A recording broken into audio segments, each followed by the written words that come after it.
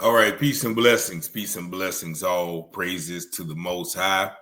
The Southern based restaurant, the Cracker Barrel, has returned to what many people feel is the old racist logo after losing millions and millions of dollars in stock when they changed the logo from the old white man with overalls leaning against a Cracker Barrel.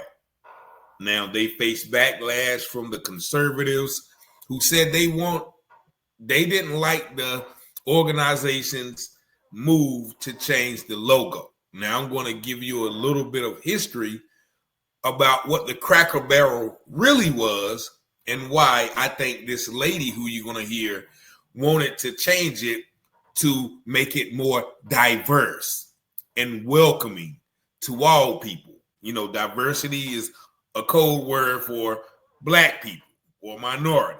But I'm going to let you listen to this Fox News conservative article.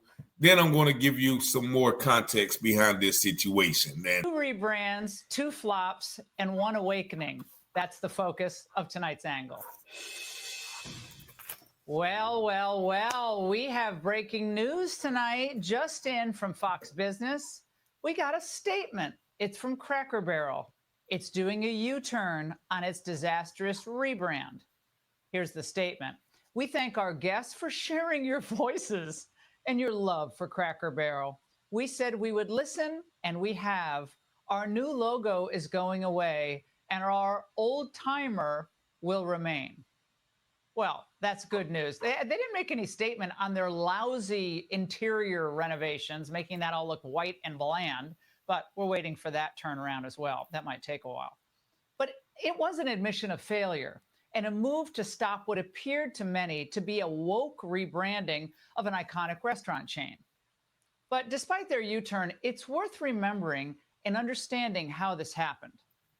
Now, last year, CEO Julie Masino rolled out her 3-year plan to freshen up the restaurant chain. Our goal is to take what people love about Cracker Barrel and open the aperture a little bit so that more people love Cracker Barrel. So we want to appeal to all generations. Sounds nice. So they plan to slowly but surely undermine what the brand stood for all along, which was Americana. It was a feel that harkens back to a simpler time. We all know it. But like all propaganda, the goal for the time of the rebrand was to convince you that the rebrand is what people really wanted. Not only are our guests loving them, they're saying things like lighter, brighter, fresher, feels like my Cracker Barrel, but they're also saying it's still the warm hospitality, it's still the food that I love, the decor is still on the walls, they love it, and our team members love them as well. Friends of mine say it looks like a veterinarian office. But Julie kept going. The hard sell kept happening in June. The feedback and the buzz is so good, not only from our customers, but from our team members. They want to work in a wonderful restaurant. So we're doing everything for our guests and our team members. Well, that was August, obviously, but the consumers we know now revolted. The stock, well, it had been struggling for a while, but the decline over the last 3 weeks since that new logo rollout was a disaster. Sorry for the pun, it hit the bottom of the barrel. So what was the motivation here? Because when you really think this through, no one in his or her right mind would have thought that going from this, featuring Uncle Herschel, to this, blah, computer-generated nothing, would have appealed to core customers in Paducah, Kentucky, or East Ridge, Tennessee. So what did happen? Was this a simple corporate boo-boo? Or was this actual hostility to traditional country culture somewhere in the corporation itself? Online commentator Robbie Starbuck pointed to Cracker Barrel board member Gilbert Davila, who was put on the board, interestingly, during the height of the George Floyd hysteria. Starbuck asked, what qualified Davila for this board seat? Well, he owned a DEI consulting and strategy firm for 15 years that focuses on pushing DEI and DEI advertising. Well, do you think Davila, with his background and his views, loved the idea of any rebrand or any brand celebrating country culture? From Fox Business, Davila's LinkedIn page states that he's widely recognized for his multicultural market knowledge and his proven track record on how to best embed multicultural perspective into a corporation's entire operation. Well, that's what it certainly looks like might have happened here. In 2020, Cracker Barrel was feeling the heat, remember? And he put this woke fool on its board. So a lot of people thought, well, it just deserved everything it was going to get for ditching what made them special. And in the process, insulting middle America and giving into corporate groupthink. Well, Trump thought, look, he saw this and he was being magnanimous. He urged them to do a U-turn, saying Cracker Barrel should go back to the old logo and admit a mistake based on customer response, the ultimate poll, and manage the company better than ever. They got $1 billion worth of free publicity if they play their cards right. Very tricky to do, but a great opportunity. Well, again, Trump is right again. I mean, and they did exactly what he said to do, except for the bad renovations on the inside of the restaurants. All right. So there's the Fox News reporter using all the racist buzzwords when first talking about the restaurant and its decor, but also talking about the CEO who got on the Cracker Barrel's board, calling him a woke fool. And he was put on the board in the middle of the George Floyd hysteria.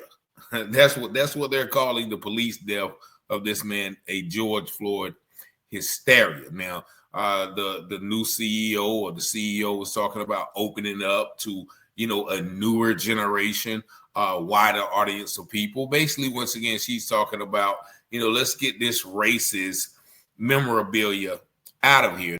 They started talking about the decor, and then they show 3 old white men sitting down eating, calling it, it represents a older, simpler time. It represents Americana and, appeasing to middle America. All of those are buzzwords for basically racist old white people. And you see the designs, they had old shotguns and muskets looking like a Confederate war plantation style museum. And then they also stated traditional country culture. What is that? Slavery, Jim Crow, black codes, all of those things where blacks couldn't go into restaurants like Cracker Barrel. And then they mentioned some towns, Paducah, Kentucky, and East Ridge, Tennessee.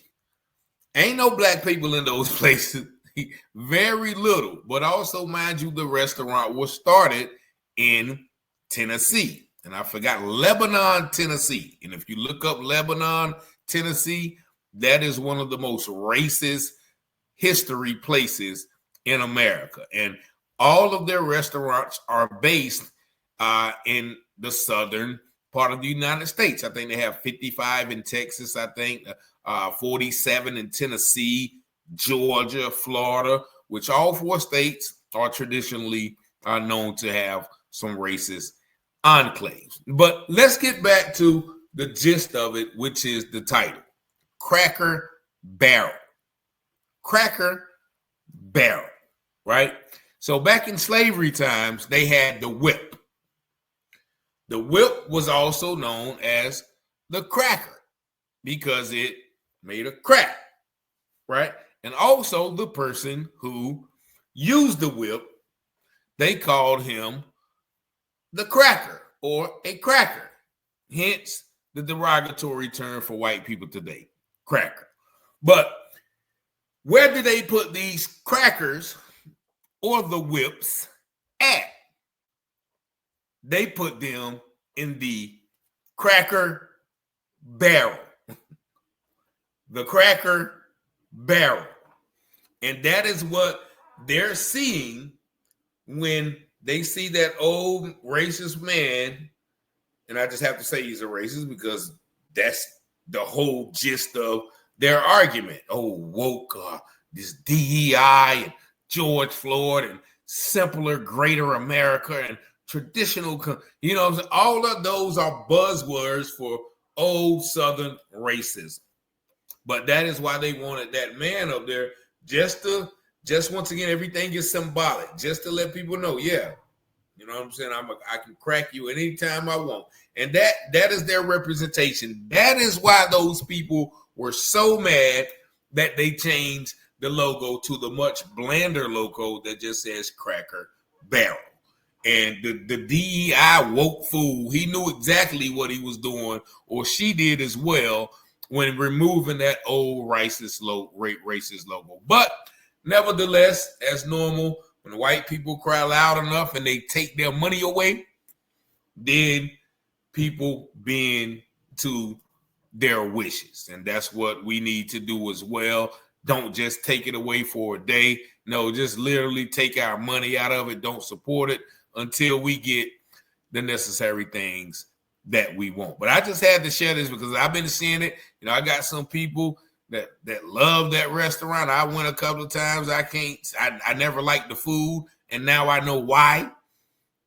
Because, you know, it's definitely started in a racist town, and as you see, they represent a lot of people who want to represent the traditional country culture of a older, simpler time with middle American values where we wasn't included. But y'all let me know what y'all think about this video in the comments. Y'all see the number 919-587-7782. Thank y'all for watching, liking, sharing, and subscribing to the channel.